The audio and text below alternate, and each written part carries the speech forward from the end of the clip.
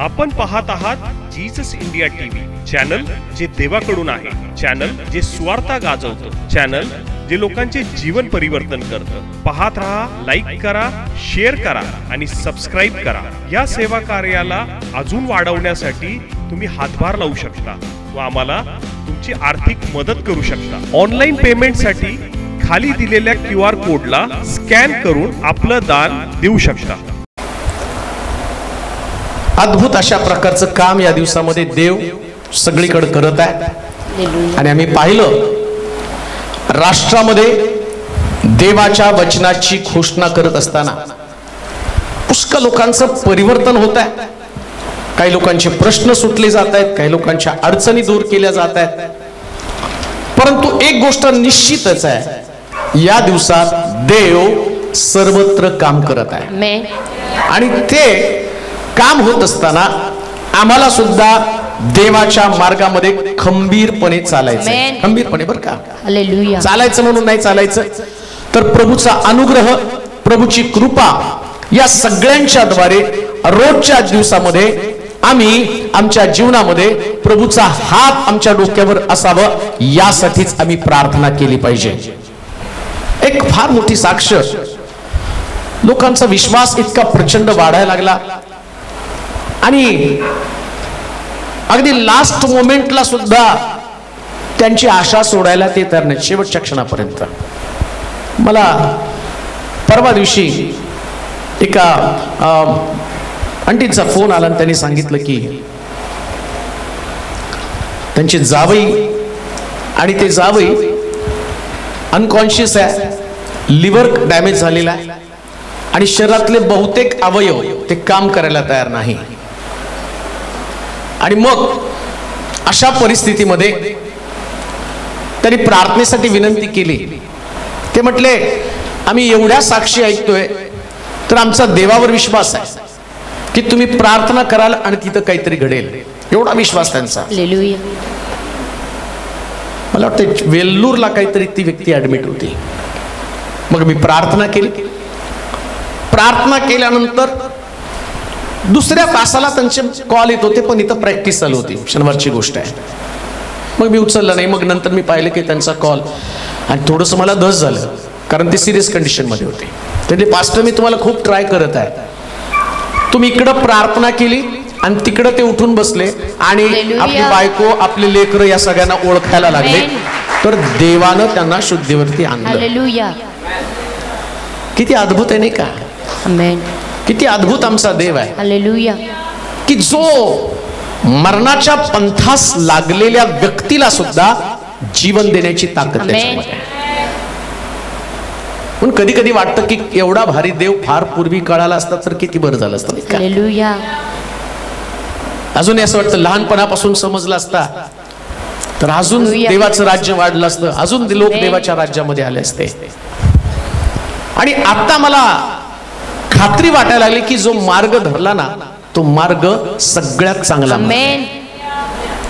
म्हणून काही नाही मिळालं तरी चालेल, पण रोज देवाचं सानिध्य, रोज देवाचं सानिध्य। अजून एका बहिणीची साक्ष होती, बिचारी ती सांगायला लागली की काय करावं, अशी नोकरी आहे की त्या नोकरीमध्ये पगार पण वाढत नाही आणि मग दुसरं काम शोधायला गेलं तर ते काम पण लागायला तयार नाही।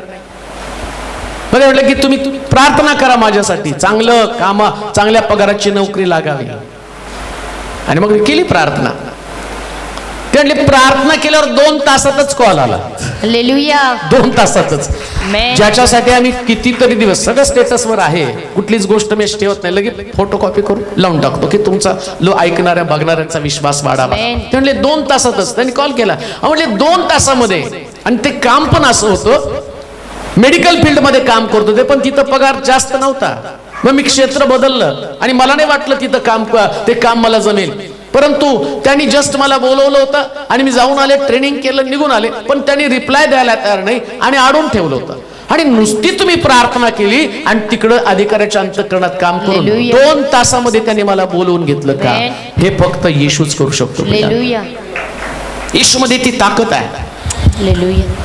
म्हणून जितकं जास्त देवाच्या जवळ राहता येईल तेवढं राहा।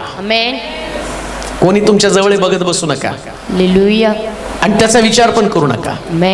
जे लोकांचा विचार करतात ना ते देवाच्या कधी जवळ जाऊ शकत नाही. म्हणून आम्ही शुक्रवारी पाहिलं नाही का, कुष्ठरोगी जाऊ द्या खड्ड्यात, बाकीचे लोक धडपड करत करत येशूच्या जवळ गेला आणि येशूने त्याला स्पर्श केला. त्या स्पर्शाची ताकद, हजारो लोक तिथं होते पण साक्ष मात्र एका व्यक्तीमध्ये घडली, एका व्यक्तीमध्ये साक्ष घडली. आणि आज हे वेगवेगळ्या ठिकाणात कोणी मुंबईवरून आणि कोणी तर 2 टप्प्यामध्ये तासगाव 40 वरून ते आले. रात्री औरंगाबादला उतरले, तिथून गाड्या नाही, मग पुन्हा 2 वाजता, रात्री 2 वाजता ते इकडे आले. आणि आले तर एकदम, मी त्याने रिक्षात उतरताना बघितलं तर एकदम फ्रेश, हसत हसत आतमध्ये प्रवेश. 40 गावावरून. अहो तुम्ही इथल्या इथं येताना तुमच्या चेहऱ्यावरती 12 वाजलेले असते. ते 40 गावावरून आले, फ्रेश आलेले. मग तुम्ही जाताना असं जाणार नाही, आमेन, प्रभूचा आनंद घेऊन जाणार. हालेलुया. 133 स्तोत्रामध्ये सांगितलं, बंधूंचं ऐक्यानं एकत्र येणं किती चांगले व मनोरम. कसं आहे हो? चांगले व मनोरम. चांगलं अजून मनोरम. मनोरम म्हणजे काय माहिती का? जिथं करमणूक होते किंवा जिथं मन रमतं. हालेलुया. लोक थिएटर मध्ये करमणुकीसाठी जातात नाही का, तिथं जाऊन करमणूक म्हणजे तुम्हाला आनंद त्या ठिकाणामध्ये. करमणूक म्हणजे काय? आनंद मिळतो. आणि तो पिक्चरचा आनंद सुटल्यावरती संपतो. हिरो मेला तर असं वाटतं घरातलं कोणतरी मेलं, वाईट वाटतं, अरे मेला तो, नव्हता मारायला पाहिजे. मी ते पूर्वी पाहिला होता, माहित नव्हतं त्यास मुकद्दर का सिकंदर. बच्चन मेल्यावर मी कितीतरी दिवस रडत होतो. तो दुसऱ्या पिक्चर मध्ये आला, त्याने अजून फायटिंग केली, पण मी रडत होतो.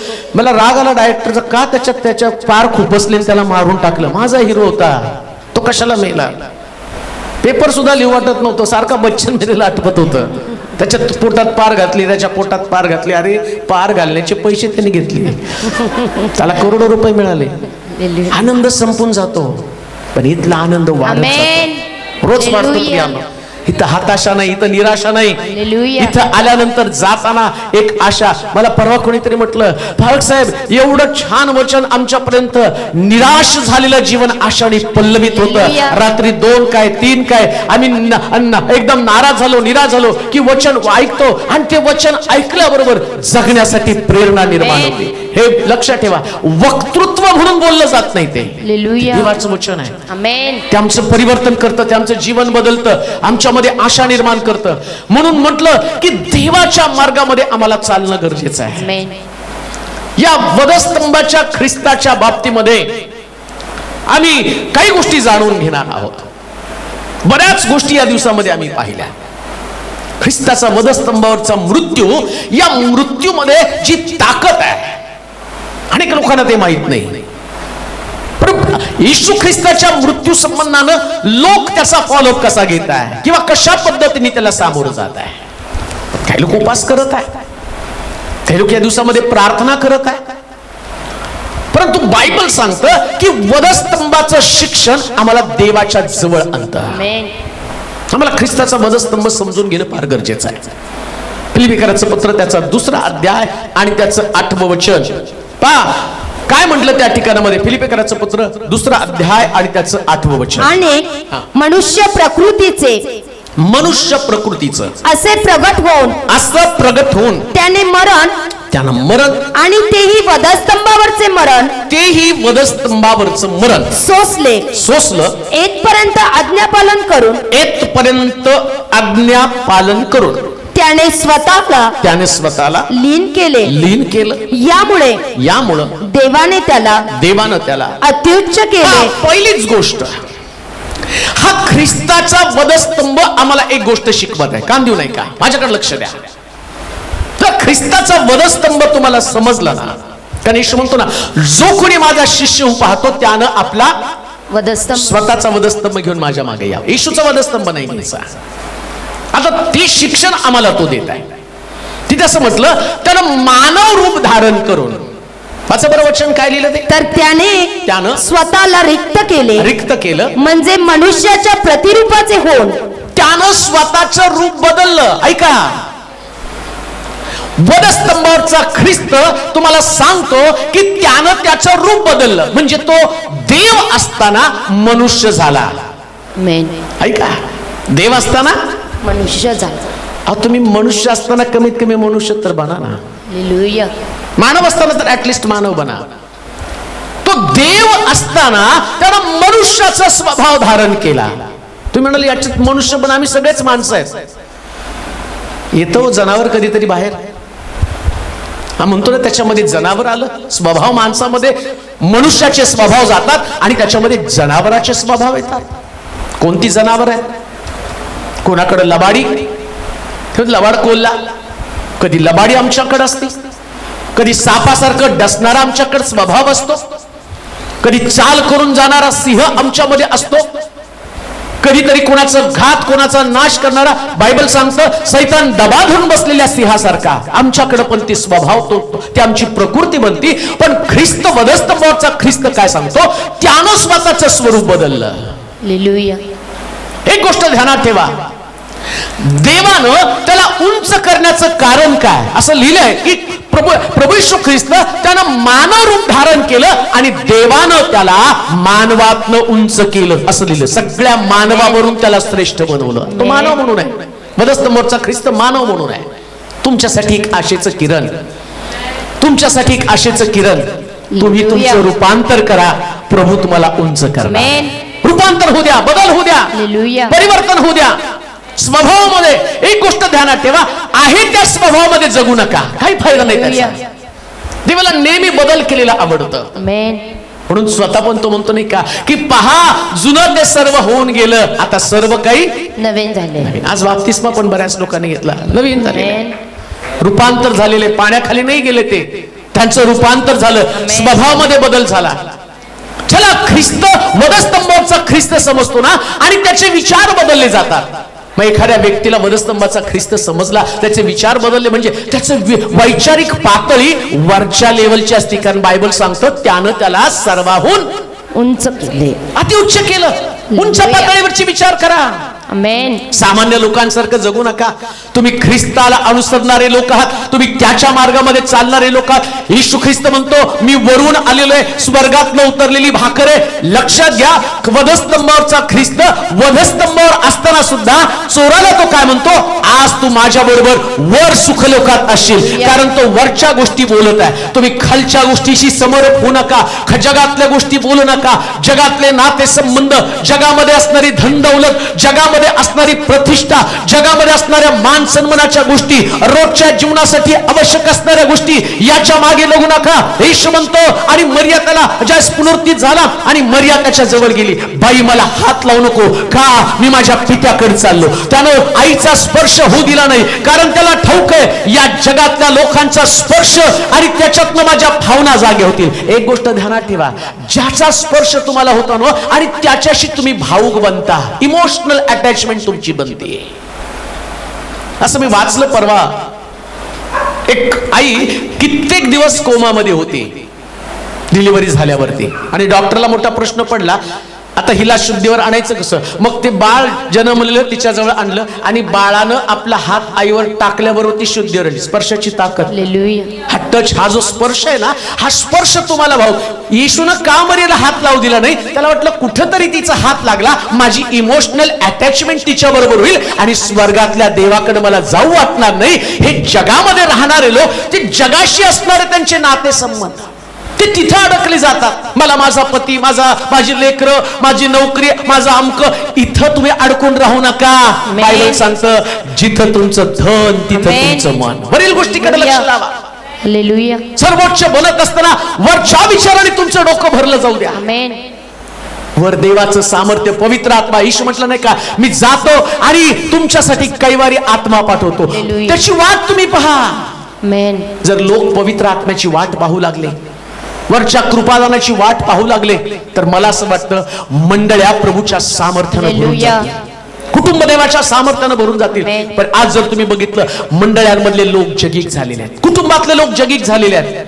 त्यांच्याकडे राग आहे, त्यांच्याकडे द्वेष आहे, त्यांच्याकडे एकमेका संबंधानं लोभ आहे, जागेसाठी भांडण आहेत, थोडक्या गोष्टीसाठी भांडणे. आज कित्येक फोन मला येतात, काही लोक सांगतात की आमचा चुलता आमच्यासाठी आणि त्याने आम्हाला सही देत नाही. काही लोक म्हणतात की माझा भाऊ माझ्याशी भांडत नाही. कित्येक सांगत आहे नवरा मला किंमत देत नाही. शेकडो फोन. कारण काय? सगळं जगाकडे त्यांचं लक्ष आहे.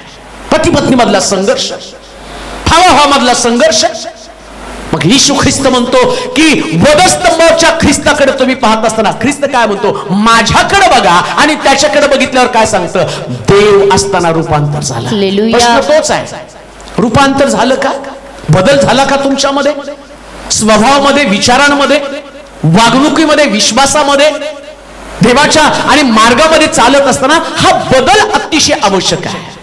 म्हणून आम्ही पाहतो येशूच्या सहवासात राहणारा चोर, लक्षात ठेवा, मी जे तुम्हाला सांगतो ना, कान देऊ नये का. म्हणतात 12 ते 3 या काळामध्ये प्रभू येशू ख्रिस्त वधस्तंभावरती लटकलेला होता. आणि 12 ते 3 या वेळामध्ये येशू ख्रिस्त 7 उद्गार तिथं बोलला. म्हणजे 3 तास. 3 तासामध्ये वधस्तंभाचा चोर बदलला. मग एवढे वर्ष आम्ही येशूच्या सहवासात असून सुद्धा आम्ही बदलत नाही, ही आमची शोकांतिका आहे. एवढे वर्ष आम्ही येशूच्या सहवासामध्ये, पण आमचं रूपांतर नाही. आमच्यामध्ये तोच अविश्वास आहे, आमच्यामध्ये तोच दहिकपण आहे, आमच्यामध्ये तीच लालसा आहे, तीच द्वेष भावना आहे, त्याच प्रकारचं मत्सर आहे, त्याच प्रकारची ईर्ष्या, त्याच प्रकारची स्पर्धा, त्याच प्रकारची लालूच, त्याच प्रकारचं सगळं वाईटपण, त्याच प्रकारचा राग, त्याच प्रकारचा दोष. हे सगळं आमच्यामध्ये कसं असू शकतं प्रियानो? बायबल सांगतं ख्रिस्ताचं वधस्तंभाचं शिक्षण आम्हाला काय देतं? वाचा बरं परत वचन. तर त्यानं स्वतःला रिक्त केले. स्वतःला रिक्त केले म्हणजे मनुष्याच्या प्रतिरूपाचे होऊन. मनुष्याच्या प्रतिरूपाचं होऊन. दासाचे स्वरूप. मनुष्याच्या प्रतिरूपाचं होणं म्हणजे काय? दासाचं स्वरूप धारण केले. या ख्रिस्तानं मनुष्याचं रूप धारण केलं. त्याच्यामध्ये 2 प्रमुख प्रकारच्या गोष्टी केल्या. पहिली गोष्ट तर त्यानं स्वतःला रिक्त केलं. आता रिक्त केलं म्हणजे नेमकं केलं तरी काय हो? जर प्रगटीकरणाचं पुस्तक बघितलं तर तिथं असं लिहिलं, 24 वडील त्याच्यासमोर उपडे पडून म्हणतात, पवित्र पवित्र पवित्र. राजे आपल्या मुकुट त्याच्या समोरून काढतात, देवदूत त्याच्या भोवती फिरतात. आणि शास्त्र सांगतं की त्यानं हा मान सन्मान त्याचा त्याग केला, रिक्त झाला. म्हणजे तो म्हटलं हे नको मला. कशासाठी? मला मानव म्हणून पृथ्वी तलावरती जायचंय. कशाला? मानवाच्या उद्धारासाठी. शिक्षण घेतलं तर आम्हाला कळतं, जर तो त्याचा मान सन्मान सोडतो, मग आम्ही आमच्या मान सन्मानाला का चिटकून आहोत? आम्ही आमच्या प्रतिष्ठेला का चिटकून आहोत? आम्ही आमच्या स्वतःच्या स्वपणाला का चिटकून आहोत? का मी रिक्त होत नाही? का अशा गोष्टी आमच्यामध्ये आहेत की ज्या मला सोडणं गरजेचं आहे? तो वास्तविक पाहता देवाच्या गौरवानं भरलेला आणि स्वर्ग त्याच्या महिम्यानं भरलेला, परंतु स्वर्गातलं वैभव त्यानं तुच्छ मानलं. स्वर्गामध्ये जर तुम्ही बघितलं तर असं लिहिलंय, त्याचा ऊरपट सोन्याचा आणि 7 सोन्याच्या समयामधनं तो फिरत आहे. आणि इतकं गौरव. आणि तिथं असं म्हटलं की प्रार्थनेचा धूप आणि आराधनेचा धूप आणि इतकं सुंदर स्तुतिस्तवन तिथं चाललं. असं लिहिलंय स्वर्गामध्ये 7वा शिक्का फोडल्यावर अर्धा तास निवांत झालं. स्वर्गामध्ये नीट आहे का? फक्त अर्धा तास निवांत झालं म्हणजे 24 तास त्याची स्तुती आराधना तिथं चालली. पण मानव रूप धारण करून आल्यावर जन्मलेल्या दिवसापासून शेवटचा मृत्यू होईपर्यंत येशू ख्रिस्ता संबंधानं कोणी चांगलं बोललं नाही. येशूच्या जन्माच्या वेळेस हेरोद राजानं फरमान काढलं आणि सांगितलं 2 वर्षाच्या आतील बालक मारून टाका. का? कारण त्याच्यामध्ये ख्रिस्त होता. ख्रिस्ताचा जन्म त्याला नको होता, ख्रिस्त त्याच्यामध्ये नको होता, म्हणून त्यानं ख्रिस्ताला मारण्याचं फरमान काढलं. ज्यास प्रभू येशू ख्रिस्त तरुण झाला आणि आम्ही पाहतो की त्याच्या ठिकाणामध्ये शास्त्री आणि परुषी त्यांना म्हटले बलजबूल भूतांचा अधिपती. स्वर्गामध्ये एवढं गौरव असताना त्यानं सगळ्यांची तुच्छता, त्यानं सगळ्यांचा अपमान सहन केला. आम्ही आणि वधस्तंभाचं शिक्षण आम्हाला काय सांगतं? जर वधस्तंभाचा ख्रिस्त लोकांचा अपमान सहन करून घेत आहे, तर या पृथ्वी तलावर आम्ही का रिक्त होऊ नये? रिक्त व्हायला पाहिजे. कोणत्याही परिस्थितीमध्ये स्वतःसाठी जगायचं नाही. म्हणून पौल म्हणतो आता मी माझ्या ठाई राहत नाही, ख्रिस्त माझ्या ठाई राहतो. ख्रिस्त जर तुमच्यासाठी, ख्रिस्त जर तुमच्या ठाई राहत असेल ना, तर तुम्ही स्वतःला वधस्तंभावरती खेळता. मी वधस्तंभावर खेळायचं स्वतःला. का? कारण बायबल सांगतं ज्या दिवशी तुम्ही मानव रूप, येशू ख्रिस्त मानव रूप धारण करून त्याने आपली जागा, आपलं स्थान सोडलं, तसंच आम्हाला आमची जागा सोडली पाहिजे. ज्ञानी, त्या लोकांना ज्ञानी म्हटले पवित्र शास्त्रामध्ये. कोण माहिती का? ज्यांना येशूच्या जन्माचं रहस्य कळालं त्यांनी तारा पाहिला आणि आपली जागा सोडली. त्यांना ज्ञानी म्हटलेलं आहे. जे आपली जागा कधीच सोडत नाही ना ते कधीच ज्ञानी असू शकत नाही. मूर्ख असणारे ते लोक. तुम्हाला तुमचं ठिकाण सोडलं पाहिजे, तुमची जागा सोडली पाहिजे. ज्या जागेवरती तुम्ही उभे आहात, कोणत्या जागी तुम्ही व्हाल. जक्कय म्हणतो त्याने त्याची जागा सोडली. काय त्याची जागा सोडली? आतापर्यंत मी कुभांडानं पैसा घेतला, चौपट परत करतो. रिक्त केलं जक्कयानं स्वतःला. रिक्त व्हायला पाहिजे. कोणत्या जागेवर तुम्ही आहात, जसं ख्रिस्तानं रिक्त केलं. आणि येशू हे सगळं ऐकल्यावर तो काय म्हटलं माहिती का? आज या घराण्याला तारण प्राप्त झालं. आणि जगात सगळ्यात जास्त किमती काय असेल तर तारण.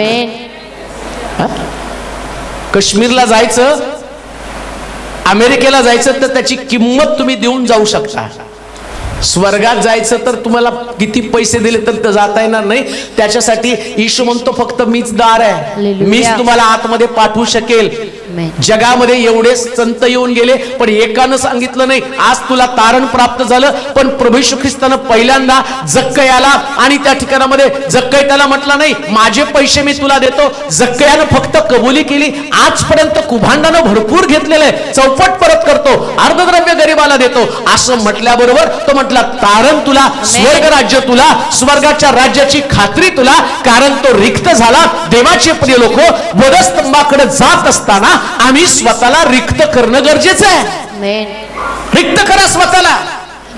रागाला रिक्त करून टाका. कुठला राग अंतःकरणामध्ये ठेवू नका. रिक्त करा. हो किती दिवस राग ठेवणार आहे आमच्या अंतःकरणामध्ये? किती दिवस मत्सर ठेवणार आहे? किती दिवस तुमच्यामध्ये भय असणार आहे? किती दिवस न्यूनगंड तुमच्यामध्ये असणार आहे? किती दिवस द्वेष मत्सर असणार आहे? किती दिवस एकमेकाला न क्षमा न करता जीवन जगणार आहात? मेजाकडे येण्याच्या अगोदर तर म्हटलं पहिल्यांदा आपापसात तुमचा समेट करून घ्या, मग मेजाकडे तुम्ही या. मग कधी कधी आम्ही मेजाकडे येण्याच्या ऐवजी आम्ही तिथंच थांबतो. आणि शास्त्र सांगतं चुकीच्या पद्धतीने मेज घेतलं तर तुमच्यामध्ये काही लोक निद्रेत आहेत, काही मेलेले आहेत, काही लोक आजारी आहेत. का तर त्यांनी चुकीच्या पद्धतीनं या मेजामध्ये सहभागी झालेले आहेत. मग काही लोक त्याच्यामध्ये सहभागी होत नाही. त्यांना बाप्तिस्मा घ्यायला नकोय, त्यांना स्वतःचं जीवन बदलायला नकोय. मग तो स्वर्ग राज्य त्यांना नाहीये. मग त्या ठिकाणामध्ये आम्ही पाहतो की जक्कयानं एका क्षणामध्ये स्वतःला रिक्त करून टाकलं.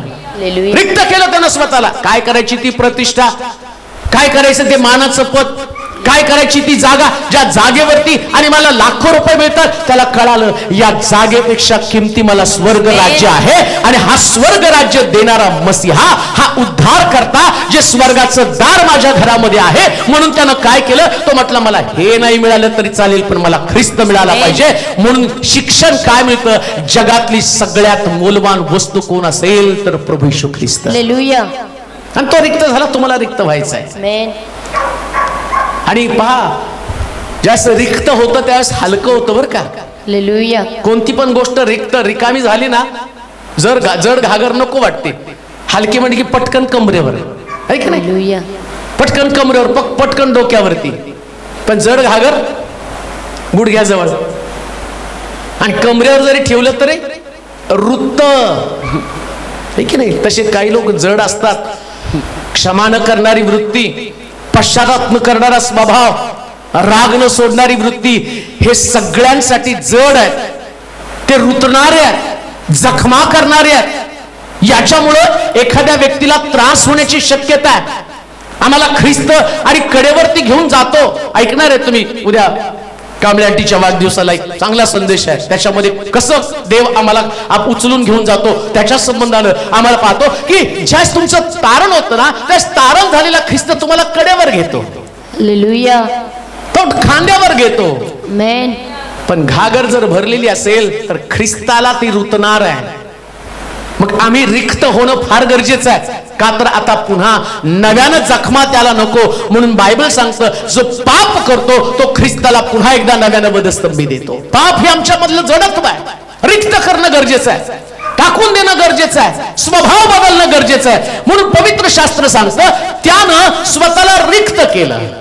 प्रश्न तो तुम्ही स्वतःला रिक्त केलं का? उपास करणं सोपं आहे, रिक्त करणं कठीण आहे. उपास करणं म्हणजे नुसतं शरीराला वेदना देणं आहे, पण रिक्त करणं म्हणजे शुद्धीकरण करणं आहे. आणि ख्रिस्ताचा वधस्तंभ आमचं शुद्धीकरणाचं काम करतो. आम्ही स्वतःला शुद्ध करावं, आम्ही पवित्र करावं, आमच्या मनाचं आमच्या विचारांचं परिवर्तन व्हावं. आजपर्यंत कोणाचा द्वेष केला असेल, पण रिक्त झाल्यावर आता प्रेम करायला सुरुवात करा.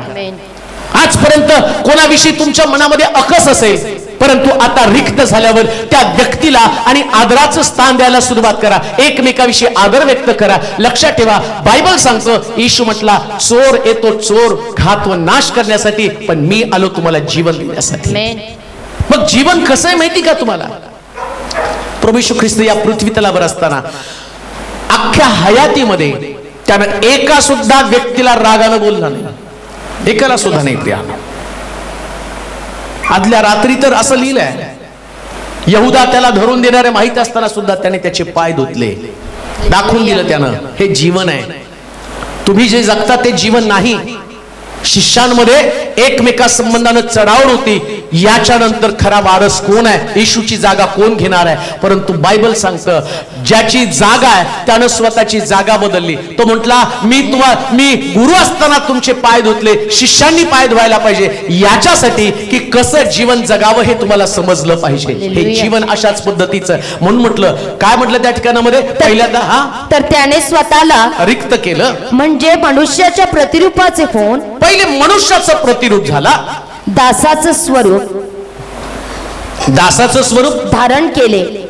रिक्त होणं म्हणजे दास बनणं.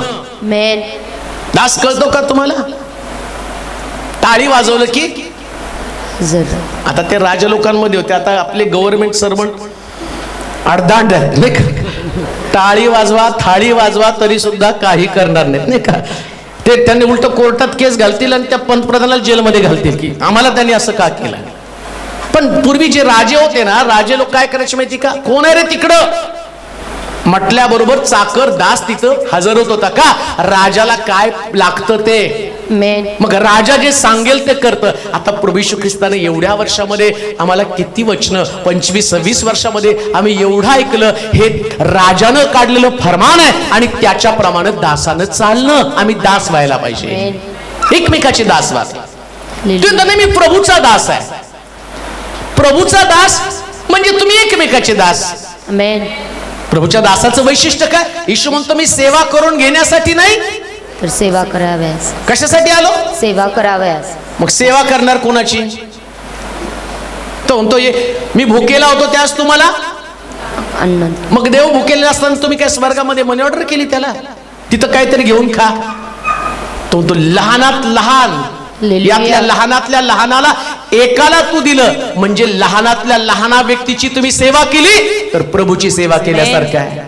लहान व्यक्तीची सेवा करा. लहानात लहान व्यक्ती म्हणजे लहानापासून सुरुवात करेपर्यंत सगळे वृद्ध, तरुण, तरुणी सगळ्यांनी एकमेकाची सेवा करावी. सगळ्यांनी एकमेकाची सेवा करायची. वाट नाही बघायची की त्या ठिकाणामध्ये मला रिक्त व्हायचंय. ख्रिस्तानं वधस्तंभावरती सेवा केली, त्यानं वधस्तंभी जाण्याच्या अगोदर सेवा केली, वधस्तंभावर पण त्यानं सेवा केली. त्याचं दुःख त्याचा विचार करत बसला नाही. तो चोर एका बाजूला एक चोर, दुसऱ्या बाजूला दुसरा चोर. एक चोर त्याला म्हणतो, तू देव असशील तर तुझी सुटका कर आणि माझी सुटका कर. हुज्जत घालत नाही बसला. त्याने त्याला उत्तर पण दिलं नाही. अजून एक गोष्ट तुम्हाला सांगू का? त्याचं दुःख एवढं भारी होतं, पण तरी सुद्धा एवढ्या दुःखामध्ये सुद्धा त्यानं दुसऱ्या चोराची सेवा केली. हालेलुया. तो म्हणतो ना, राज्याधिकारणीशील त्यास माझी आठवण कर. त्यास येशू त्याला म्हटला, काय सेवा? तू आज माझ्यावर सुखलोकात असशील. ही सेवा आहे, ही सेवा आहे.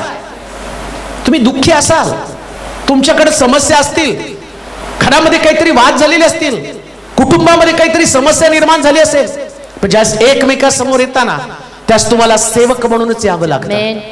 तुम्ही कोणत्याही परिस्थितीमध्ये तुमचा राग इतरांवर व्यक्त करू नका. कोणत्याही परिस्थितीमध्ये तुमचं अंतःकरण कोणाविषयी कठोर होऊ देऊ नका. कारण वधस्तंभाचं शिक्षण तसंच देतं. ख्रिस्ताला तिथं चान्स आहे. तो म्हणू शकला असता, अरे तुझं काय चाललंय, मला इतका वेदना होत आहे, साधं सुद्धा नाही, डोकं त्याचं ठेचलेलं आहे, पाठ त्याची सोलून काढलेली आहे, हातापायामध्ये खेळ ठोकलेले. अशा परिस्थितीमध्ये सुद्धा त्या वधस्तंभावर असताना चोराची गरज त्यानं भागवली आणि त्या चोराला स्वर्ग राज्याची हमी दाखवली. देवाचे प्रिय लोक, आम्हाला हेच करायचंय. वधस्तंभाचं शिक्षण घेत असताना आम्हाला सेवा करायची आणि सेवा करत असताना आम्ही पाहतो की त्यानं काय केलं तर स्वतःचं प्रतिरूप बदललं आणि तो दास बनला. म्हणून आम्हाला सुद्धा दास बनूनच त्या ठिकाणामध्ये जगामध्ये वावरलं पाहिजे. दासाचं वैशिष्ट्य काय माहिती का? या किती रिक्त झाला, किती लीन केलं, किती दास झाला. ऐका नीट, वधस्तंभाचं शिक्षण ज्यास आम्ही घेतो ना त्यास आम्हाला त्यातली गुपितं पण कळली पाहिजे. गुलामाची शिक्षा, फटके मारणं हे गुलामाची शिक्षा, दासाची शिक्षा. एखादा गुलाम जर पकडला ना तर त्याला 39 फटके मारण्याची शिक्षेची तरतूद आम्ही पाहतो की पवित्र शास्त्रामध्ये केली. मग बाकीच्या लोकांची शिक्षा आणि येशूची शिक्षा वेगळी होती. येशूला काय शिक्षा दिली? 39 फटकेच त्याला दिले नाहीत, तर त्याच्या डोक्यात काट्यांचा मुकुट घातला. म्हणजे डोकं पण देऊन टाकलं दासानं. हे डोकं पण आहे, मी दास म्हणून तुम्हाला माझं काय पाहिजे ते घेऊन टाका. मग पाठीवरती पण 39 फटके मारले, हातामध्ये खेळ ठोकले, पायामध्ये खेळ ठोकले, पण दासानं सगळं सहन केलं. हालेलुया. या दासानं दाखवून दिलं, दास म्हणून ज्या ज्या गोष्टीची तुला आवश्यकता आहे ते सगळं मी तुला द्यायला तयार आहे. आम्ही देखील प्रभूचे दास या नात्यानं आपलं डोकं ख्रिस्ताच्या बरोबर वधस्तंभावरती द्यायचं. कधीच डोकं वापरून सेवा करू नका, डोकं वधस्तंभी देऊन सेवा करा. तुमच्या डोक्यामुळेच समस्या निर्माण का होतात माहिती का? आम्ही आमचं डोकं वापरतो. मग पौलाला पण कळालं ना, पौल काय म्हटलं माहिती का? आता मी ख्रिस्ताची चित्तवृत्ती म्हणजे डोकं कुणाचं? ख्रिस्ताचं डोकं, माझं डोकं नाहीये. हालेलुया. माझं डोकं वापरतो त्यास मला समोरच्या व्यक्तीमध्ये असणारं द्वेष दिसेल, राग दिसेल, मत्सर दिसेल, शत्रुत्व दिसेल, समोरच्या व्यक्तीमधला लोभ दिसेल. पण ख्रिस्ताचं डोकं त्याला माहिती होतं हा यहुदा मला धरून देणार आहे, तरी सुद्धा म्हणतो की यहुदा मला तुझे पाय धुऊ दे. त्याला माहिती होतं की पेत्र मला 3दा नाकारणार आहे, तरी सुद्धा पेत्रला काय म्हणतो माहिती का? पेत्रा, माझी सेवा तू अशी करशील की तुला ज्या चालवणार नाही ना कोणीतरी येऊन तुला हाताला धरून, त्याला माहिती आहे हा मला नाकारणार, हा मला शिव्या देणार आहे, तरी सुद्धा त्याने प्रभावी सेवा दिलेली. का? कारण दास हा असाच असतो प्रियानो. आम्हाला दासाचा गुणधर्म धारण करून सेवा करायची.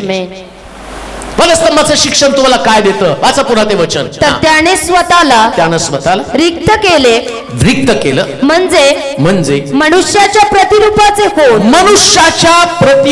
होऊन, दासाचे स्वरूप धारण केलं आणि मनुष्य प्रकृतीचे असे प्रगट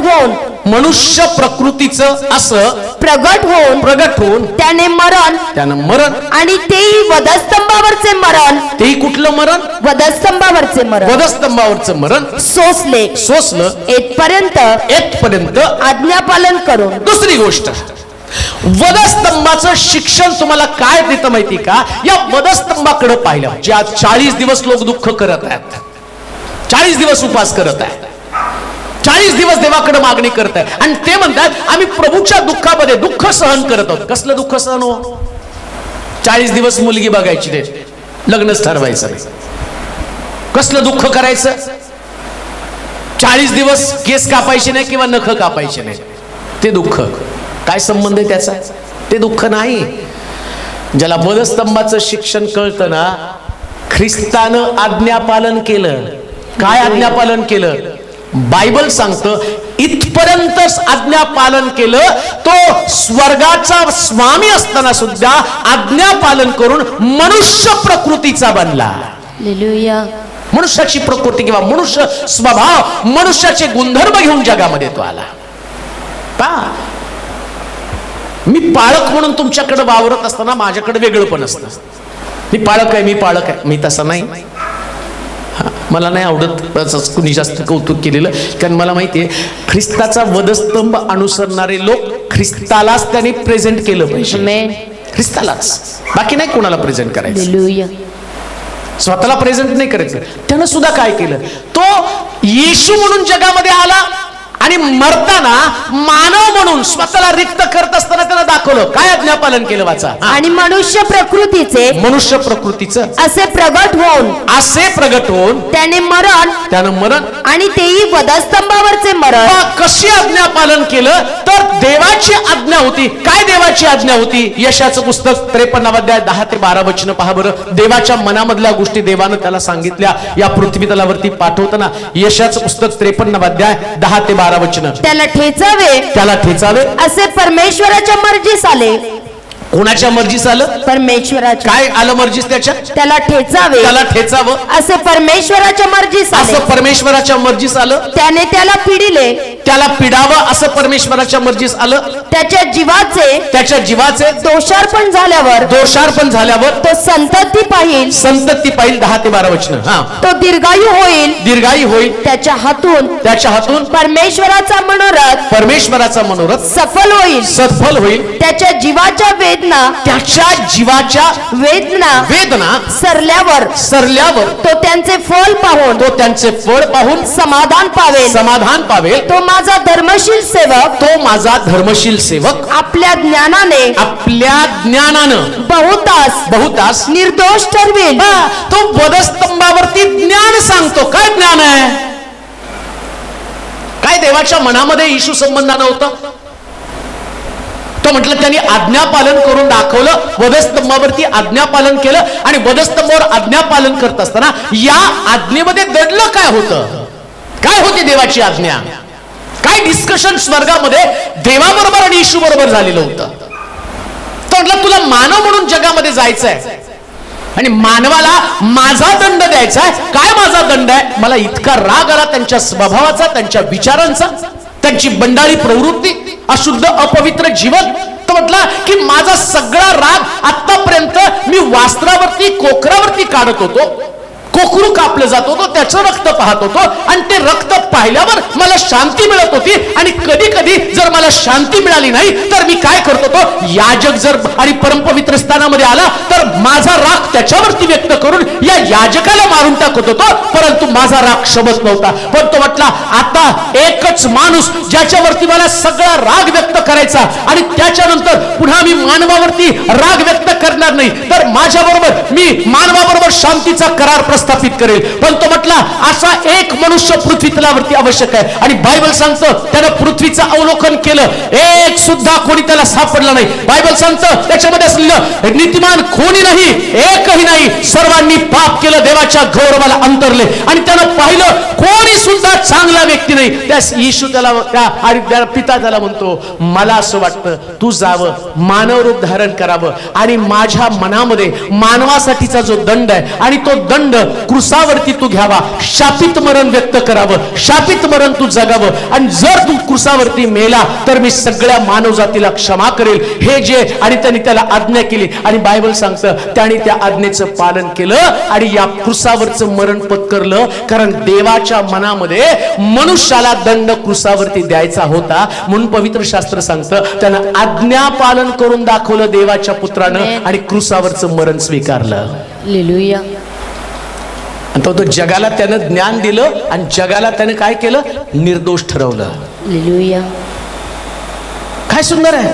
तो म्हटलं त्याचं क्रुसावरचं मरण सगळं जगच निर्दोष. हालेलुया. तो मेला एकटा वधस्तंभावर आणि तुम्ही आणि मी सगळेजण निर्दोष सुटलो. शिक्षा आम्हाला व्हायला पाहिजे होती पण तो म्हटलं कोणीतरी एकाने स्वतःवरती शिक्षा घ्यायला पाहिजे. विचार करा की सगळे कोर्टात उभे आहे, तिथून माझ्यापासून तुमच्यापासून, आणि सगळ्याला सांगितलं की आता याला फाशीची शिक्षा होणार आहे. तेवढ्यात कोणीतरी एक प्रगट होतो. परंतु त्यांनी कोणी नाही केला, कोण मीच केलेला आहे. आणि सगळ्यांच्या मनामध्ये धाकधूक कोणाला शिक्षा होती, कोणाला शिक्षा होती, कोणाला दंड मिळतो. आणि तेवढ्यामध्ये जज सांगतो याच व्यक्तीने शिक्षा केली आणि सगळे निर्दोष सुटतात. त्यास किती आनंद असेल. बायबल सांगतं एकाच्या मृत्यूने जगातला प्रत्येक व्यक्ती निर्दोष ठरला गेला. हालेलुया. प्रत्येक जण निर्दोष. आता तुमच्यामध्ये आणि माझ्यामध्ये दोष नाही, तुमच्यामध्ये माझ्यामध्ये पाप नाही. मग त्यानं जगाला निर्दोष ठरला. ऐका, शिक्षण काय घ्यायचं? त्यानं जगाला निर्दोष ठरवलं. मग तुम्ही एकमेकाला दोषी का ठरवता? हालेलुया. तुम्ही कसं काय दोषी ठरवू शकता? तुम्हाला वधस्तंभाचं शिक्षण कळालं, मग परिवारामध्ये कोणाला दोष देऊ नका, कामाच्या ठिकाणी कधीच कोणाला दोष देऊ नका. हालेलुया. कारण वधस्तंभावरचा ख्रिस्त काय सांगतो, तुम्ही दोषी असताना मी तुमच्यासाठी वधस्तंभी गेलो. हालेलुया. मी तुमच्यासाठी वधस्तंभी गेलो. मग तुम्ही एकमेकाला कसे दोष लावू शकता? ज्याला वधस्तंभावरचा ख्रिस्त कळाला ना, ना तो आपल्या पत्नीला, ना आपल्या लेकराला, ना आपल्या कुटुंबाला, ना आपल्या भविष्याला, ना शेजाऱ्याला, ना आपल्या आईला, ना आपल्या भावाला, ना आपल्या बहिणीला, ना आपल्या पतीला, ना आपल्या पत्नीला, ना परिस्थितीला दोष देतो. त्याला एकच ठाऊक आहे, जसं ख्रिस्त वधस्तंभावरती लटकला आणि त्या सगळ्या जगाला निर्दोष ठरवलं, म्हणजे मी निर्दोष ठरवण्यासाठी तो मेलेला आहे. मग मला पण जगाला निर्दोष ठरवायचं आहे, मला माझ्या परिवाराला निर्दोष ठरवायचं आहे. दोषारोप करणं सोपं आहे, एकमेकाच्या चुका दाखवणं सोपं आहे, परंतु बायबल सांगतं की ज्याच्या दोषावर देवानं पांघरून घातलं आणि तो धन्य. म्हणून लक्षात ठेवा, आम्ही काय केलं पाहिजे, एकमेकाचे दोष दाखवण्याच्या ऐवजी जसं ख्रिस्त त्याला निर्दोष ठरवण्यासाठी. मग ख्रिस्ताचं निर्दोषत्व संपलं का? तेवढं करून गप्प बसला का तो? असं लिहिलंय. 2000 वर्ष झालं अजून सुद्धा पित्याच्या उजवीकडे बसून तो तुम्हाला आणि मला प्रत्येकाला निर्दोष ठरवण्यासाठी प्रार्थना करत आहे. काय सांगतो वधस्तंभ? वधस्तंभ आम्हाला शिकवतो, काय शिकवतो? तिथून तो पहिलाच उद्गार, हे बाप्पा यांना क्षमा कर. हे ज्ञान आहे, हे आज्ञापालन आहे. हालेलुया. दोष निर्माण करणारे किंवा दोषी लोक तुमच्या अवतीभोवती असणारच आहेत. मी तर असं म्हणेल, सगळं जग दोषानं भरून गेलेलं जग आहे आणि तुमच्या अवतीभोवतीचे लोक हे तुम्हाला नेहमी संकटात, अडचणीमध्ये टाकण्यासाठी आहेत. पण तरी सुद्धा तुम्हाला त्यांच्यासाठी काय प्रार्थना करायची? हे बाप्पा यांना क्षमा कर. का क्षमा कर? कारण हे काय करतात त्यांना समजत नाही. किती सोपं आहे. हालेलुया. आम्ही म्हणतो ना, त्यांनी असं का वागलं? उत्तर काय त्याचं? त्यांना समजत नाही. पण तुम्हाला समजतं ना. हालेलुया. तुम्ही देवाचं वचन ऐकलं ना. ते असे का वागतात? कारण त्यांना समजत नाही. आणि मला तुम्हाला सांगू द्या, ज्याला ख्रिस्त समजतो ना त्याचं परिवर्तन होतच. म्हणून चोराचं परिवर्तन झालं. हालेलुया. म्हणून जक्कयाचं परिवर्तन झालं. आणि म्हणून तुमचं परिवर्तन होऊन तुम्ही देवाच्या मंदिरामध्ये आहात. आणि ज्या दिवशी त्यांचं परिवर्तन होईल ना, त्या सगळ्या भारत पेटलेला असेल, महाराष्ट्रामध्ये मोठं काम घडलेलं असेल. पण तोपर्यंत तुम्हाला वधस्तंभाच्या ख्रिस्तासारखं काम करावं लागणार आहे. आज्ञापालन. काय आज्ञापालन? काय आज्ञापालन? जशी मी आपल्या अपराधांची क्षमा करतो तसेच. बोला की तुम्ही बोला, कारण तुम्ही कन्फ्युज आहात, करतो का नाही याच्या विचारामध्ये. जशी मी आपल्या अपराधांची क्षमा करतो तसे तूही आमचे अपराध क्षमा कर. म्हणून तर ख्रिस्ताला पहिला उद्गार तो उद्गारावा लागला. कोणता? हे बाप्पा यांना क्षमा कर. का क्षमा कर? कारण काही तासानं ख्रिस्ताला स्वर्ग राज्यात जायचंय. काही तासानं स्वर्गात जाणार आहे. मग स्वर्गात तो व्यक्ती पोचणार आहे जो व्यक्ती जगातल्या प्रत्येक व्यक्तीला क्षमा करतो. स्वर्गामध्ये कोण पोचणार आहे? जो एक प्रत्येकाला क्षमा करतो.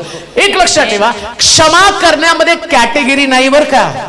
वर्गवारीने मी याला करेल, मी त्याला नाही करणार, मग त्याचं माझं पटत नाही आणि मग त्यानं सॉरी म्हटलं तर मी क्षमा करणार आहे. नाही हो, स्वर्गात तुम्हाला जाईल. तुम्ही म्हणाल नाही मला अजून बरेच वर्ष जगायचे आणि देवानं ठरवलं द्यावं रात्री दणका तुम्हाला बंद पाडावं, तुमचं हार्ट मेंदू बंद करून टाकावा. मग कसली क्षमा मागता, कसली क्षमा करता? ख्रिस्तानं सांगितलं शेवटच्या क्षणाला, हे बाप्पा यांना क्षमा कर. वधस्तंभाचं शिक्षण काय सांगतं? आज्ञापालन. आणि प्रभू पण ती आम्हाला आज्ञा देत आहे. ही एक्सक्यूज नाही, मी केलं तर चालेल असं नाही. खूप सोपं आहे गाणं नाही का, ते वाचतंय मग मला गायला आवडतं, मग मी वेगळ्या व्हरायटीचे आवाज काढून गातो. मग स्वर्गात गेल्या देऊन हा लय पृथ्वी छान गाय बरं का. पहिलं क्षमा केली का? हालेलुया. क्षमा केलीस का? आज्ञापालन केलं. मी सांगितलं होतं ना क्षमा कर. किती वेळा? 7 वेळा. बघा देव तर किती आहे. किती वेळा क्षमा करायचं? 70 वेळा. म्हणजे किती वेळा? 490. एका दिवसात किती वेळा? एका दिवसात. बोला की किती वेळा? 490 वेळा. 490 वेळा. म्हणजे त्याची वाट बघायची, तो चूक करून येतो आणि मी त्याला क्षमा केली, जा. त्यांनी चूक करायची नाही याची सॉरी. कधी कधी किती वेळा तिकडून देव म्हणतो 70 वेळा. कारण बायबल सांगतं त्यानं आज्ञा पालन करून दाखवलं. मेन. तुमचे गुन्हेगार इतके मोठे नाहीत. ज्यांनी तुमच्यावरती दोषारोप केले ते ख्रिस्तासारखं दोषारोप नाही ना. तुमच्या डोक्यात काट्यांचा मुकुट आहे ना, तुमच्या हातामध्ये खीळ ठोकलेले ना, तुमच्या कुशीमध्ये भाला बसकलेले. शब्दानं तुम्हाला घायल केलं असेल, काही आर्थिक नुकसान तुमचं झालं असेल, कदाचित तुमच्या कुटुंबामध्ये काहीतरी प्रॉब्लेम निर्माण केले असतील, पण एकदा क्षमा करून हलकं होऊन जा. पदस्तंभाचं शिक्षण तुम्हाला तेच देतं प्रियांनो. आज्ञा पालन करून. कसलं आज्ञा पालन केलं? पुन्हा त्या यशाच्या पुस्तकाकडे जाऊया. 53 अध्याय 10 ते 12 वचन. आज जेवण आहे त्यामुळे निवांत चालणार आहे. त्याला ठेचावे असे परमेश्वराच्या मर्जीस आले. कोणाच्या मर्जीस आलं? परमेश्वराच्या मर्जीस आले. त्याने त्याला पिडिले. काय केलं त्यानं? पिडिले. म्हणजे लक्षात ठेवा, त्यानं आज्ञा पालन करताना ही गोष्ट दाखवली की जे देवाचे लोक आहे त्याला पीडा असावी अशी देवाची इच्छा आहे. हालेलुया. जरा जोरात बरोबर. हालेलुया. पीडा तर असणार आहे. आम्ही म्हणतो नाही देवाकडे आल्यावर पीडाच नको आहेत, पण वधस्तंभावरचा ख्रिस्त सांगतो जर त्याला पीडा आहेत तर तुम्हाला पण पीडा असल्या पाहिजे. हालेलुया. कोणीतरी मला सांगितलं की माझा मुलगा देवावर खूप रागावला, का तर आमच्या घरात एक मयत झाली. माझा मोठा मुलगा मेला, त्यामुळे माझ्या धाकट्या मुलानं तो म्हटला कशाला प्रार्थना करायची कारण मुलगा मेला. काय उत्तर द्यावं त्याला कळत नाही. म्हटलं अहो सोपं उत्तर आहे. वधस्तंभावर जाण्याच्या अगोदर येशू ख्रिस्त प्रार्थना करतो होईल तर हा प्याला मजपासून त्यालाही मरण नको होतं, पण ख्रिस्ताला वधस्तंभावरचं मरण दिलं. जर ख्रिस्ताला मरण आलं तर जगातल्या प्रत्येक व्यक्तीला मरण आहे. प्रश्न मरणाचा नाही, प्रश्न मरणानंतरच्या जीवनाचा आहे. मरण जगातल्या प्रत्येक व्यक्तीला असणार आहे. आज मी धडधाकट आहे. थोड्या वेळात मीटिंग संपली, जेवण झालं, घरी जाऊन पडलो आणि पडल्या पडल्या देवाच्या मनात आलं तुझं काम संपलं, गाशा गोंडाळ, आणि त्यानं मला मृत्यू दिला तर मला त्याला प्रतिप्रश्न करता येणार नाही तू का मला मृत्यू दिला. कारण बायबल सांगतं जन्म समय मृत्यू समय त्याच्या हातामध्ये आहे. समस्या ती नाही की तुम्ही जिवंत आहात का तुम्ही मरणार आहात. समस्या ही आहे की मेल्यानंतर तुम्ही कुठं पोहोचणार आहात. आणि जोपर्यंत जिवंत आहात तोपर्यंत ख्रिस्ताला जर पीडा आहे तर तुम्हाला आणि मला प्रत्येकाला पीडा असणार आहे. या पिढीमध्ये आज्ञा पालन काय हे सगळं सहन करणं हे आमचं कर्तव्य आहे. आणि वधस्तंभाचा ख्रिस्त सांगतो की त्यानं आज्ञा पालन केलं, देवानं दिलेली पीडा त्याने सहन केली. योवानं पण देवानं दिलेली पीडा सहन केली ना. योसेफानं पण देवानं दिलेली पीडा सहन केली ना. अत्युच्च प्रभूनं ख्रिस्ताला केलं, योसेफाला पण देवानं वरच्या पदावरती नेलं. मग योसेफ असाच गेला का? त्याच्या भावाने त्याला विकावं लागलं, त्याच्या द्वेषाचा सामना करावा लागला. पोटीपराच्या घरामध्ये त्याच्यावर दोषारोप झाला, बलात्काराचा गुन्हा त्याच्यावरती दाखल केला, 2 वर्ष आणि तुरुंगामध्ये तो गेला. मग हे सगळं सहन करावं लागलं का नाही त्याला? या पीडा सहन कराव्या लागतात. मी तर म्हणतो तुमच्या जीवनात येणाऱ्या पीडा तुम्हाला उंच करण्यासाठी आहे. हे वधस्तंभावरचा ख्रिस्त सांगतो. जितक्या जास्त पीडा येतील तितकं जास्त देव तुम्हाला उंच करणार आहे. जितकं जास्त पीडा. परवा कोणीतरी का मी आता सकाळी उठल्यावर सगळ्याला ते मेसेज पाठवत असतो आणि मेसेज पाठवताना मग कुणाचे मेसेज येतात त्यांना रिप्लाय देत असतो. मग त्याच्यामध्ये कुणाच्या प्रार्थना त्या असतील तर त्यांच्या प्रार्थनेला मी त्यांना सांत्वन देतो, काळजी करू नका आणि प्रभू तुमचा प्रश्न सोडवेल. आणि ज्यांनी साक्षी पाठवल्या त्यांच्या साक्षी त्यांचं स्क्रीनशॉट करून स्टेटसला ठेवत असतो. तेवढ्यात एका सेवकानं मला काहीतरी मेसेज केला. मग म्हटलं निवांत बोलता येईल त्याला. मग मी काय एवढं लक्ष दिलं नाही, कारण माझ्यासाठी हे सगळे ज्यांच्या अडचणी आहेत. मग ते हाय हॅलोला मी जास्त रिप्लाय देत नाही कधी, कारण मला ते नसतं महत्वाचं. मी ते फक्त बाकीचं ते करतो आणि पाठवून देतो. आणि तेवढ्यात तिकडे त्याचं डोकं फिरलं त्या सेवकाचं. आणि तो मला तिकडून फक्त 3 मिनिटं लेट झाला असेल. 3-4 मिनिटांमध्ये ते म्हटलं जाऊ दे हे सगळं करून मग त्यांच्याशी बोलू. तिकडून त्यांचा काय मेसेज आला माहिती का? काय प्रसिद्धी एवढी डोक्यात शिरली का की तुम्ही मला उत्तर पण द्यायला तयार नाही. अहो प्रसिद्धी कुठली आली? प्रसिद्धी तर आम्ही ख्रिस्तालाच करत आहोत. बाकी जगामध्ये काय नसतं महत्वाचं. हालेलुया. मला हे पण माहिती की आज जे वर आहेत ना ते एक दिवशी खाली येणार आहेत, आणि जे खाली देव त्यांना वर पण घेऊन जाणार आहे. ज्यावेळेस तुमच्या जीवनामध्ये आता इथं येण्यासाठी मला किती पीडा भोगावं लागले हे सगळ्याचे साक्षीदार तुम्ही आहेत. किती पीडा, किती त्रास, किती कष्टातनं जावं लागलेलं आहे. परंतु हे करताना आम्ही थोडी सुद्धा कुरकुर केली नाही. पण आम्हाला एक माहिती आहे, जर ख्रिस्ताबरोबर पीडा भोगल्या, आज्ञा पालन केलं, तर जसं ख्रिस्त उंच झाला तसं उंच होण्याची तुम्हाला आशा आहे. पीडा भोगत असताना पण देवाच्या आज्ञेचं पालन करा. कोण काय बोलतं याच्याकडे लक्ष लावू देऊ नका. लोक तुमच्यावर टीका करणार. जसं चोराने म्हटलं नाही का, तू देवाचा पुत्र आहेस, मग तुझी सुटका कर. लोक तुम्हाला तेच बोलणार आहे. एवढं प्रार्थना करता, देव तुमच्या बरोबर आहे, मग ह्या पीडा तुमच्या बरोबर का, ह्या अडचणी तुमच्याकडे का, आर्थिक प्रश्न आहे का, तुमच्यामध्ये आजारपण आहे, त्याचं उत्तर एकच आहे, देवाची इच्छा आहे. हालेलुया. असंच लिहिलं ना तिथं. काय परमेश्वराच्या मर्जीस आले. परमेश्वराच्या मर्जीस आले. काय मर्जीस आलं? त्याने त्याला पिडिले. काय मर्जीस आलं? पीडा दे. पीडा द्यावी, परमेश्वराची मर्जी. हालेलुया. देवाला वाटलं एखाद्याचं आणि पाहावं त्याची परीक्षा. योबाचं सगळं ठीकठाक चाललेलं होतं. रोज सकाळी उठल्यावर बघत होता, हा लेकरं चांगली आहेत बरं का, त्यांच्यामध्ये किती ऐक्य. तो लेकरं पार्ट्या करत होते, भावाला बोलत होता, बहिणीला बोलत होते, एवढं सुंदर प्रार्थनेचं वातावरण घरामध्ये. आणि एक दिवशी देवाला वाटलं चला पीडा देऊन बघावं. तो देव आहे. बरेच लोक म्हणतात नाही मग देव काय तिथं तमाशा बघतो का आमचा, मग तो कसं सैतानाचा त्याचा खेळ आणि त्याच्यात आमचा जीव जातो नाही काय. सैतानाचा चॅलेंज करतो काय, योग तुझं फुकट भय बाळगतो का. अहो तो देव आहे. त्याला काय करायचं तो ठरवतो ना, काय त्याच्यासाठी करायचं. आणि मग एक दिवस उठल्याबरोबर त्याच्या कानावर बातमी आली, सगळी संपत्ती गेली, त्याची लेकरं मेली, उंट गाढवे गेले, आणि त्या पीडा आल्यावर देवाच्या इच्छेप्रमाणे पीडा आल्या. मग देवाची इच्छा काय होती, जे आम्ही वाचलं फिलिपिकरच्या पत्राच्या 2ऱ्या अध्यायामध्ये. काय वचन वाचा बरं ते. आणि मनुष्य प्रकृतीचे असे प्रगट होऊन त्याने मरण आणि तेही वधास्तंभावरचे मरण, म्हणजे पिढेचं मरण त्यानं सोसले येथपर्यंत आज्ञापालन करून त्याने स्वतःला लीन केले. कशासाठी? यामुळे देवाने त्याला अत्युच्च केले. म्हणजे वधस्तंभाचं शिक्षण काय मला सांगतं, ज्यास तुम्ही पीडा भोगता त्यास देव तुम्हाला अत्युच्च करतो. योबानं सगळ्यात जास्त पुढे पीडा भोगल्या म्हणून दुप्पट त्याला मिळालं. दुप्पट उंट, दुप्पट गाढो. आमेन. एवढंच नव्हे तर त्याची कातडी पहिल्या लहान लेकरासारखी कातड झाली, आधी फोड आले. म्हणून कधी कधी काही आजार पण आले तर समजायचं तुम्ही तरुण होणार आहात. हालेलुया. हालेलुया. हालेलुया. हा हे का ते का देवाला प्रश्न करू नका. देवाच्या प्रत्येक गोष्टी मागे योजना आहे, पालन त्याची महान प्रकारच्या आणि तुमच्यासाठी प्लॅनिंग आहे, आणि त्या प्लॅनिंग प्रमाणे तो करतो. आणि शास्त्र सांगतं की देवानं त्याची लेकरं जगातल्या सगळ्या लेकरांपेक्षा सुंदर बनवली.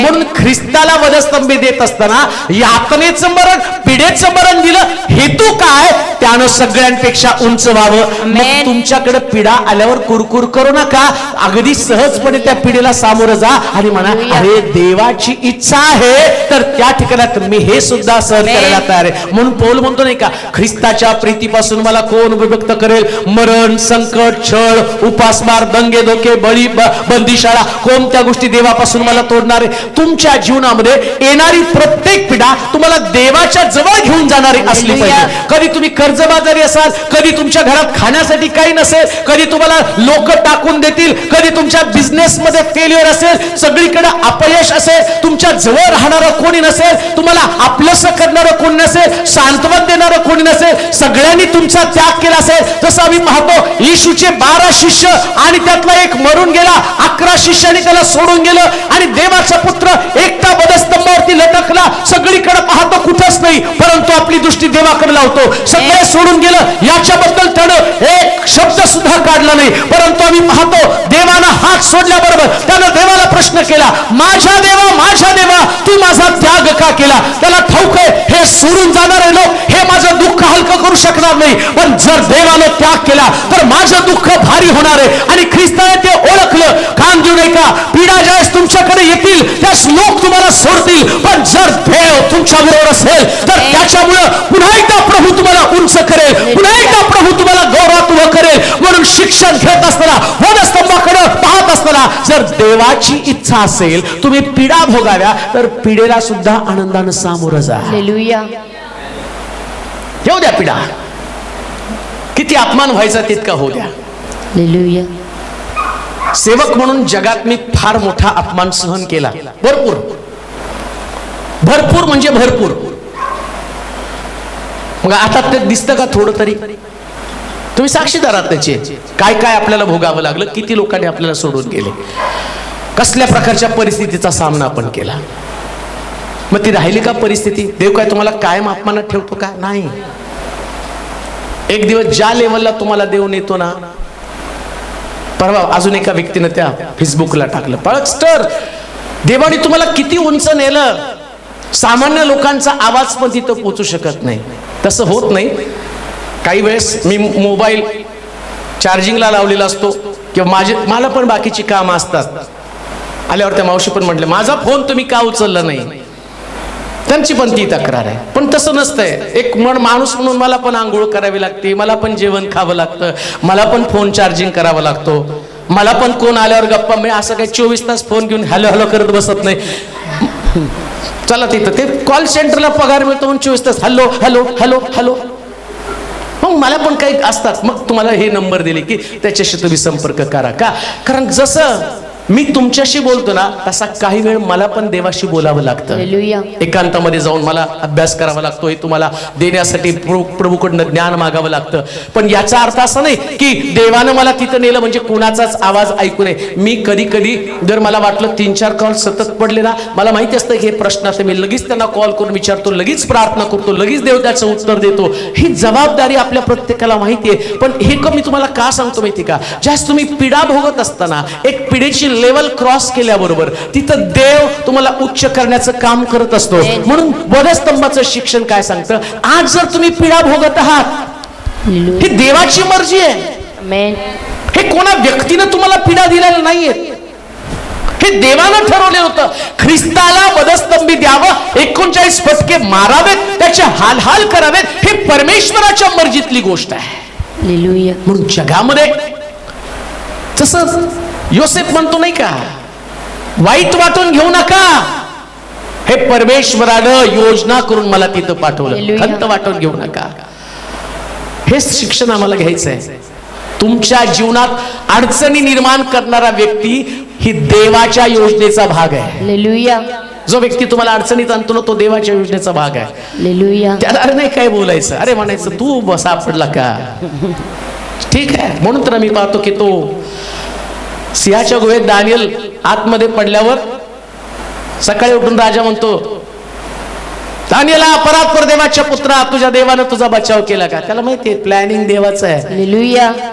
आतून तो राजाला शाप देत नाही, आता मी तर वाचलो, तुझं कसं होतं बघ. नाही, आतून आवाज देतो, महाराज अजून मला संकटात टाका, अजून देव कसा सोडवतो तुम्ही पहा, अजून साक्षी बघा कशा पद्धतीने देव. अहो तुम्ही देवाच्या योजनेचा भाग होता.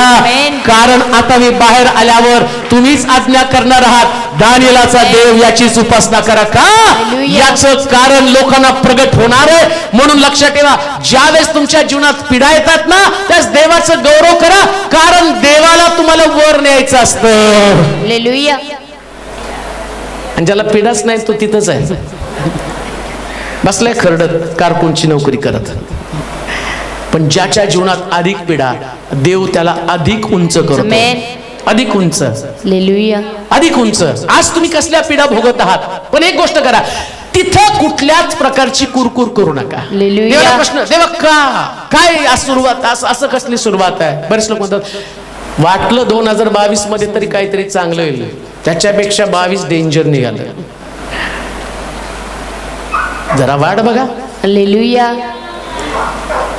3 दिवसानंतर, नीट ऐका, 3 दिवस येशू कबरेत होता. कबरेतनं बाहेर पडल्याबरोबर सारं जग त्याला शोधत होतं. फक्त 500 लोकांना त्याने दर्शन दिलं. परंतु आता तो ख्रिस्त जगातला प्रत्येक व्यक्ती त्याला शोधत आहे. ज्या ख्रिस्ताला लोकांनी वधस्तंभी दिलं, आणि त्याच्या पलीकडे जर मी तुम्हाला सांगतो, 9 वाजता तुम्ही इथं मला वाटतं 8:30 वाजल्यापासून तुम्ही इथं आला. आता 12:30 थोड्या वेळ होतील. एवढ्या वेळ तुम्ही त्याला शोधत आहात, तुम्ही त्याचं ऐकत बसलेले आहात का? कारण त्यानं पिडा भोगल्या आणि प्रभूनं त्याला उंच केलेलं. ही ताकद आहे वधस्तंभावरच्या ख्रिस्ताची. ज्यावेळेस तुम्ही त्याचा अनुभव घ्याल, एक दिवस असा येईल की लोक तुम्हाला शोधतील. ती तुमची टेस्टमनी असणार आहे, तुमची साक्ष असणार आहे. तुमची साक्ष काय? साक्ष या व्यक्तीच्या जीवनामध्ये देव होता, या व्यक्तीच्या जीवनामध्ये देव आहे आणि ते ऐकण्यासाठी येणार. वाचा ते वचन पुन्हा, यशाचं पुस्तक. त्याला ठेचावे, ठेचावे असे परमेश्वराच्या मर्जीस आले. परमेश्वराच्या मर्जीस आलं. त्याने त्याला पिडिलं. त्याच्या जीवाचं दोषार्पण झाल्यावर तो संतती पाहिल. तो दीर्घायू होईल. काय होईल? दीर्घायू होईल. म्हणजे पिडा आल्यावर काय होतं? दीर्घायू. पण आम्ही पिडा आल्यावर लगेच म्हणतो ना, कधी मरण येतं, देवा लवकर उचल, देवा किती दिवस पृथ्वी तलावरती ठेवतो. अरे तुला दीर्घायुष्य करायचंय. हालेलुया. येशू ख्रिस्त 3 दिवस कबरेत राहिला, पण अजूनही तो जिवंत आहे. हालेलुया. तो कधीच मरणार नाही असं लिहिलं बायबलमध्ये. तो जिवंत आहे. म्हणून आता जरी तुम्ही पिडा भोगत असाल तर दीर्घायुष्याच्या जीवनासाठी, म्हणजे जेवढं आयुष्य पुढे तुम्ही जगणार आहात, ऐका नाही, हालेलुया, पिढा फक्त काही दिवस असतात, काही वर्ष असतात, काही तास असतात, काही क्षण असतात. पण त्याच्यानंतर काय होतं? बायबल सांगतं मी त्याला दीर्घायुष्याचं म्हणजे उर्वरित आयुष्यामध्ये, असं लिहिलंय इयोबाच्या पुस्तकामध्ये. इयोबाचं उत्तर वय पूर्ववयाहून कसं होतं? अधिक संपन्न. बर का, नुसतं संपन्न नाही, कसं? प्लस अधिक सुख संपन्न. अधिक संपन्न म्हणजे त्याला 3000 उंट होते, तर आता किती झाले? 6000. म्हणजे पिढा आल्या तर तुमची संपत्ती वाढते. हालेलुया. तुमचं आरोग्य वाढतं. तुम्हाला देव दीर्घायुष्य देतो. तुमच्या घरामध्ये आनंदाचं वातावरण. काही काळ तर पिढा भोगायला पाहिजे ना, हे ख्रिस्ताचा वधस्तंभ तुम्हाला शिकवतो.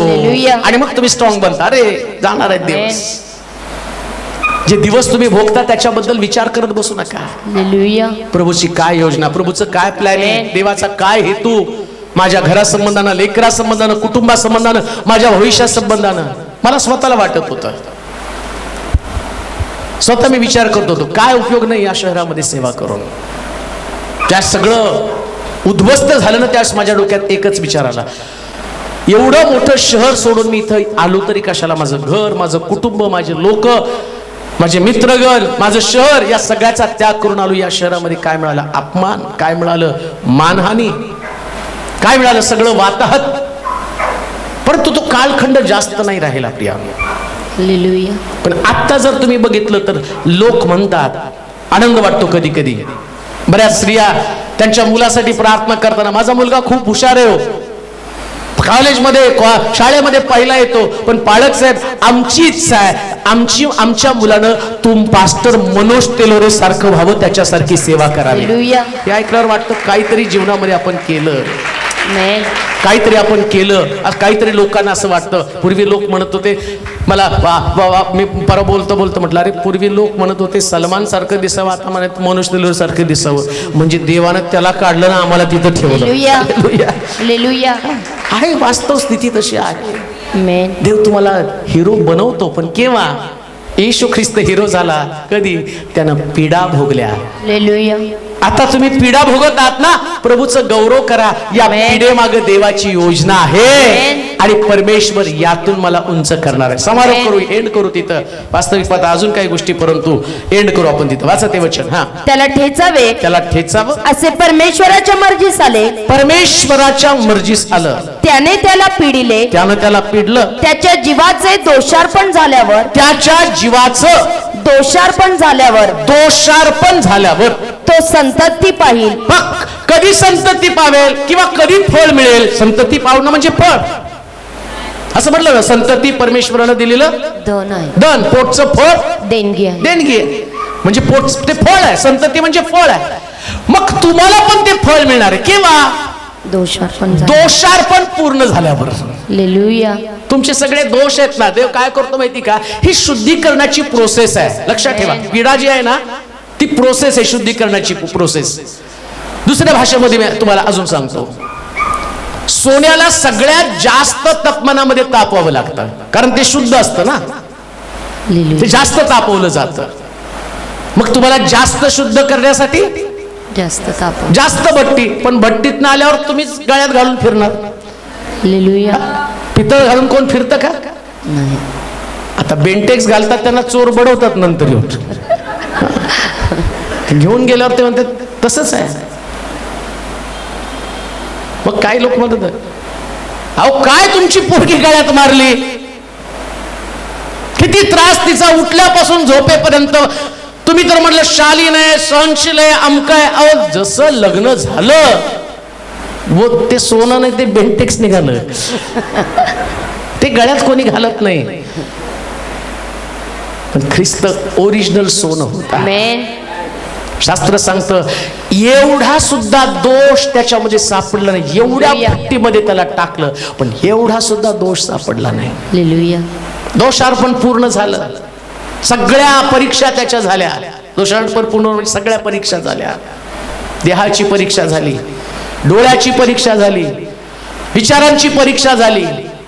आणि शास्त्र सांगतं सैतान त्याला सोडून निघून गेला. त्यांना कळालं अरे हा शुद्ध व्यक्ती, हा पवित्र आहे, याला दोषामध्ये पकडणं फार कठीण आहे.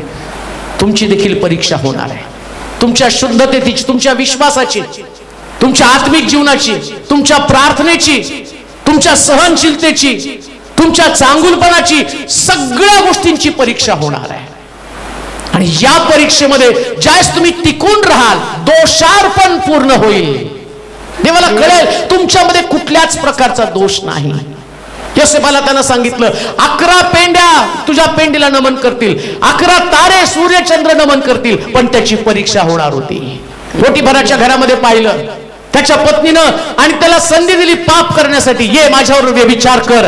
तरुण आहे, सहज व्यभिचार करू शकला असता, पण दोषारोपण पूर्ण झालं. तो तिथून पळाला. बायबल सांगतो तो तिथून पळाला आणि त्याच्यामुळे त्याला जेलमध्ये टाकलं. तिथं सुद्धा त्यानं त्याचा विश्वास उपून दाखवला. जेलमध्ये म्हटलं असता तो मी एवढं प्रार्थना केली तरी आता जेलमध्ये, पण बायबल सांगतं जेलमध्ये सुद्धा परमेश्वर त्याच्या बरोबर होता. म्हणून योसेफ ज्या ज्या कामामध्ये हात घालेल त्या कामामध्ये देवाने त्याला यश दिलं. हे त्याचं जीवन आहे. परिणाम काय झाला? राजा काय म्हणतो त्याला, मी फक्त नावाचा राजा आहे, सगळं अधिकार मात्र योसेफाच्या हातामध्ये. का? दोषार्पण पूर्ण झाल्यावरती फळ मिळणार आहे. म्हणून वधस्तंभाचं शिक्षण तुम्हाला देत असताना प्रभू काय सांगतो माहिती का? कशाची चिंता करू नका, ज्या दिवशी परफेक्ट टाइम येईल, दोषार्पण पूर्ण होईल, त्यावेळेस तुमच्याकडे उत्तम फळ असणार आहे, उत्तम फळ असणार आहे. आणि ते फळ लोक पाहतील आणि म्हणतील धन्य याचा देव. किती अद्भुत आहे नाही का? किती महान आहे. म्हणून या परिस्थितीमध्ये आता काय करायचं? देवाच्या मार्गात लोक काय म्हणतात त्याचा विचार करण्याच्या ऐवजी प्रभू तुझी इच्छा, तुझी इच्छा, तुझी इच्छा, तुझी इच्छा, तुझी इच्छा, तुझी इच्छा, तुझी इच्छा. आमेन. कुणाचं काय ऐकू नका, देवाची इच्छा आहे ना बस. हालेलुया. देवाची इच्छा हे सगळं तुमच्या जीवनात घडावं. हालेलुया. तुमच्यावर टीका करणारे लोक येतील, त्यांच्याकडे त्यांना त्या टीकेला उत्तर पण देऊ नका आणि रडत पण बसू नका. हालेलुया. काय होतं माहिती, कोणतरी काहीतरी बोललं, असं केलं देवा, तुला तर माहिती कसं झालंय. नाही हो, तुम्हाला सेकंड पार्ट नाही माहिती. हालेलुया. जो योसेफाच्या जीवनामध्ये होता, आमेन, जो योबाच्या जीवनामध्ये होता, पण आता तुमच्या जीवनामध्ये आहे. आमेन.